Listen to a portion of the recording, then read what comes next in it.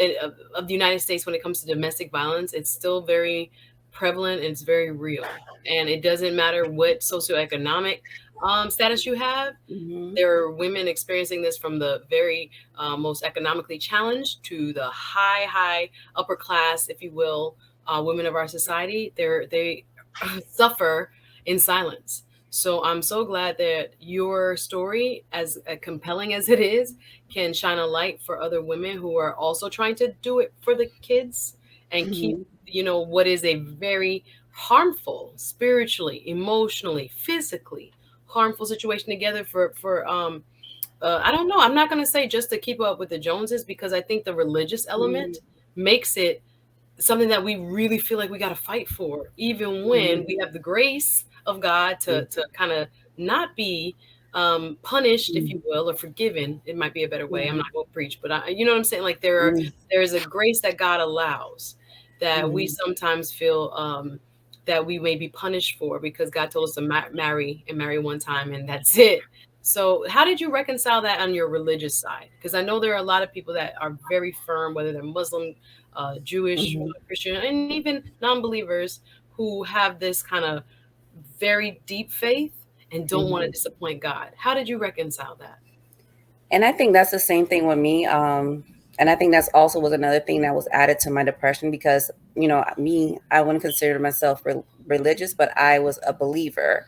Yeah. And, people that were in the church as well would throw that. I don't remember the Bible verse, like say it's a sin to Yeah. divorce from your spouse and you can't remarry. And they would always throw that at me like you have to stay, you have to stay, you have to stay. And Why and they be saying that? and God, and I was like, I have literally, friends like, if and I people stay in this, I'm married going to to. the wrong people. And they on some, and they really stayed in the marriages for a long Yes, time because of the religious folk. And yes, thank you, WT Funk is is this great, that's a and thanks for cute having these. name. We appreciate you. Thanks for tuning in. But as you're saying, those are the ones that literally make this even more burdensome, and you feel you helpless. You feel Yes, like I'm gonna let down God. God's gonna put me in hell. I'm never gonna be. Hello, we've all sinned and fallen short. because Remember you that don't know part? where.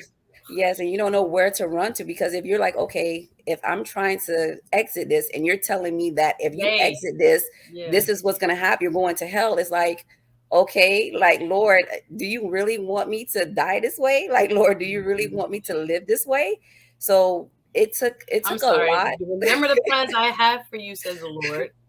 Plans to prosper Prosper you, you. right? Give you an expected end, right? Yes. So how does I don't understand how people get this. And again, that's why, we have freedom of religion Yes. and there are so many denominations because we have freedom of interpretation. So, but there are people that I think are doing a disservice to their flock. But I'm gonna let you go. I'm sorry. It just hurts me because I've seen Yes. and heard that same Mhm. narrative from women in various experiences Mhm. who were in a wrong relationship, a wrong marriage. Oh my God, marriage can't be wrong. We're marrying the wrong people. It Yes. happens. And And God that's gives us the grace to say, oops, no, not having it. So yeah, there's a lot there. There's a lot there. So anyway, so as you prayed about it, mhm. did you seek outside of your faith community support, or how did that come full circle? I spoke with my pastor's wife, and then I spoke with her, and she's like, I grew up in the church. I've been in the church since like third grade, and she watched me grow up. She watched my entire relationship, and she know I was struggling. They married us. They did counseling, marriage counseling with us, and everything. And she's like, you know what? She's like, if you were to leave this marriage, God will be okay with it. And she's like, you know what? Because there's no way God would be happy with you being suffering in this marriage. And once she said that to me, to hear Yeah, that from the pastor's wife, yeah, yeah. that that kind of removes some of the weight off. I'm getting goosebumps right now. That You kind of know, removed. listen, somebody needs to hear it right now Yes, through you from that first lady, because yes, I'm just thinking about so much, and I'm going to add a little piece here. And please correct me if I'm wrong, because I have a lot of people. Hey, thank you for this comment. As soon as the good stuff starts, the phone starts ringing. You are appreciated, Suzette, and your story is inspiring and necessary. Verity, thank Thank you. you. Appreciate that. Yes, we're talking to author Veronique Pierre, author of "The Strongest Woman in the World Is You." Her brand new book. She just had her book launch yesterday here in Thank South you. Florida. Wanted to get her fresh off of that, into the conversation here, and she's been just as transparent as anyone could ask for. As an author, it makes me really want to read your book and figure out myself, even though I haven't lived exactly the same route, and gone the same journey, but we will encounter these type of challenges. All of us will have challenges, so it's a very good thing to know. So pastor's wife spoke a word. It was like, whoo, I can do it. And how long were you married, can I ask? We were married for 11 years, but we were together for 23 years. Jesus.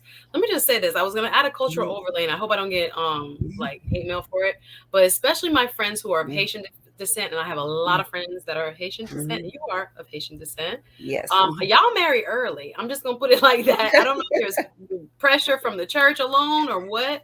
Pressure from the family members. They be marrying early. I'd be like, let the people live a little bit. Let the folks live. I mean, early. And so as people become who they are and actually mature and evolve, it's like, woo, who is this? Or sometimes it does work. But it is always very interesting to me, because I'd be like, dang, y'all got married early. But I'm sure other cultures have that. It's not just Haitian culture. And I think it's also with the religious framework.